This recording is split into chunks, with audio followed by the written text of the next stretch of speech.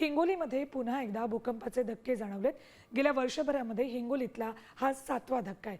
3.5 Richter स्केलवर भूकंप झाल्याची माहिती दिली आहे। वसमत औंढा आणि हिंगोली शहरातही भूकंपाचे जोरदार धक्के जाणवलेत। नागरिक पुन्हा त्यामुळे भयभीत झालेत। 11:26 भूकंपाचा हादरा बसलाय।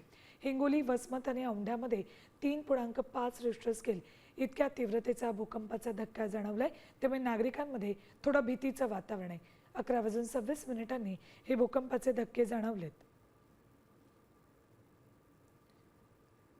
गेल्या वर्षभरामध्ये हिंगोलीमध्ये आज जो धक्का जाणवलाय तो 7वा धक्का म्हणावा लागेल। वर्षभरात 7 वेळा हिंगोलीमध्ये भूकंपाचे धक्के जाणवले आहेत।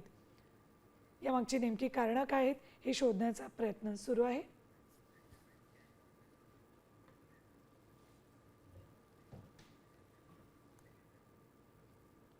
यानंतर आपण एक नजर टाकणार आहोत या भूकंपासंदर्भातल्या महत्त्वाच्या माहितीवर। बघूयात आपण गेल्या वर्षभरामध्ये खरं तर 7 वेळा भूकंपाचे धक्के जाणवलेत। किती तीव्रतेचा भूकंप होता बघा, 3 ते 3.9 रिश्टर स्केल। सौम्य धक्का बसतो। मोठं वाहन बाजूने गेलं तर ते थोडंसं हलतं। खिडक्या फुटू शकतात। काही प्रमाणात भिंतींना सुद्धा तडे जातात आणि यावेळेला 4 ते 4.9 रिश्टर स्केलचा भूकंप असतो।